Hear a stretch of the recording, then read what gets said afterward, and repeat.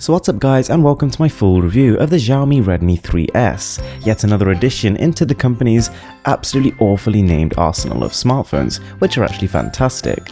So just before we start my full review, if we can hit 1000 likes, that would make my day. I'd really appreciate it. So with that being said, let's get started.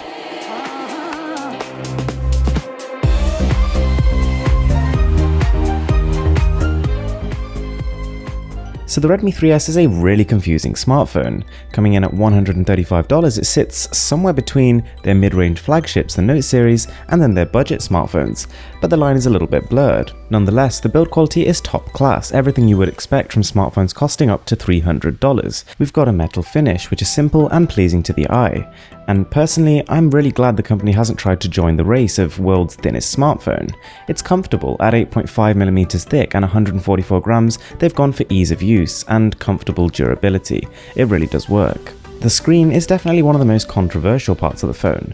5 inches, great. IPS, great. 720p resolution, Although on paper you can definitely get better displays for the price, this is not actually a bad one at all. The colours and the saturation are absolutely fine, and the resolution is still pretty sharp considering it's only a 5-inch screen smartphone.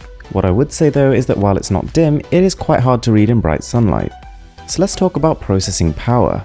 Under the hood, the Redmi 3S actually has the Snapdragon 430, the Adreno 505, followed by 2GB of RAM, so it basically screams mid-range. But this phone might surprise you, because it's every bit as fluid as even some of the flagship phones released this year, phones costing $700 plus. So that's all well and good, the phone can keep your UI running smoothly. But what's even better is that the 3S is a gaming beast. For $130, you can basically play any game on the market. Here we have Suicide Squad running at a pretty solid 30 frames per second, which is not something you tend to see on devices costing this much. While its Antutu score is a little bit less convincing, this phone is just very fast because of its combination of efficient components, up-to-date version of Android, and only a 720p resolution to push. So the Redmi 3S has a 13-megapixel camera sensor, followed by an f2.0 aperture, pretty standard on paper, and the same can basically be said about the output. It's nothing inspiring, but it's not too bad either. With a bit of editing, you can actually achieve a pretty good output. It copes reasonably well under low lighting, but unfortunately not too great in HDR scenarios. The front camera is pretty fine, nothing to complain about there, but the camera's 1080p 30 frame per second footage is a tad on the shaky side. So the battery life at 4100 mAh is where this phone really comes into its own. It's huge, and if you combine that with the fact that we've got fast charging as well as a very up-to-date and efficient version of Android, means you literally never need to worry about this thing running out of juice. The speaker, which is often overlooked in most smartphone reviews, is not great, but it's not bad either.